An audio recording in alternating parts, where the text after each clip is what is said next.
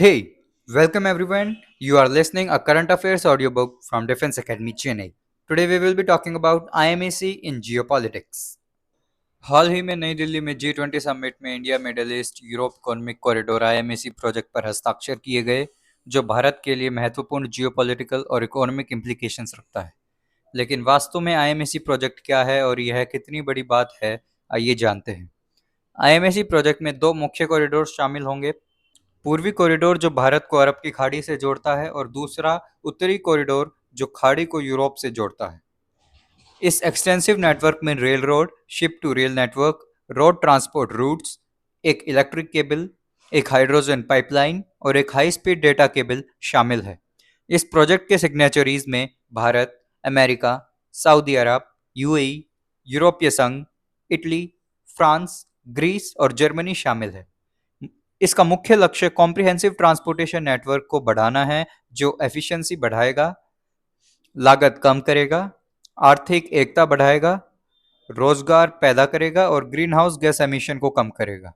CIMS परियोजना व्यापार और नेटवर्क कनेक्टिविटी को सुविधाजनक बनाकर एशिया, यूरोप और मध्य पूर्व के इंटीग्रेशन को बढ़ाने के लिए इसका इस्तेमाल किया जाएगा।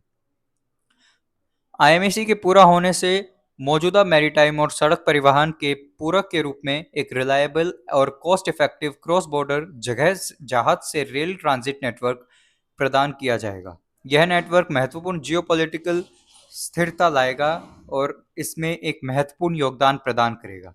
यह चीन की बेल्ट और रोड इनिशिएटिव का एक विकल्प प्रदान करता है, जो यूरोपीय और मध्य पूर्वी देशों के लिए नई आर्थिक साझेदारी और रणनीति प्रदान करता है।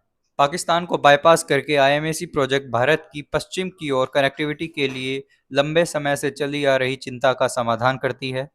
पाकिस्तान के वीटो को तोड़ना और एक महत्वपूर्ण लैंड रूट की पेशकश करना। इसके अतिरिक्त यह प्रोजेक्ट खाड़ी देशों के साथ राजनीतिक और आर्थिक संबंधों को मजबूत करती है, क्षेत्रीय स्थिरता को बढ़ावा देती है और व्यापार के अवसरों का विस्तार करती है। इसके अलावा IMAC प्रोजेक्ट संभावित रूप से नियोजित ट्रांस अफ्रीकी कॉरिडोर से जुड़ सकती है, जो अफ्रीका में भारत की स्ट्रेटेजिक भूमिका को बढ़ाएगी और क्षेत्रों के बीच गहरे आर्थिक और सांस्कृतिक संबंधों को बढ़ावा देगी। यह विभिन्न सिविलाइजेशंस में एकीकरण, सहयोग और म्यूचुअल लाभ को बढ़ावा देने की दिशा में एक मुख्य कदम है।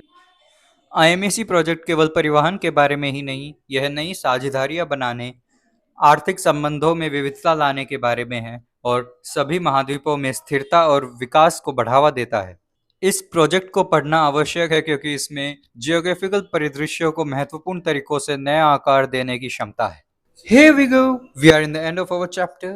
Hope you learned some current affairs about IMAC in geopolitics. See you soon and stay tuned for the next chapter. Until bye. This is Ayush Kumar and you are listening to the Current Affairs audiobook from the Defense Academy Chennai, a community of learning more than just a coaching.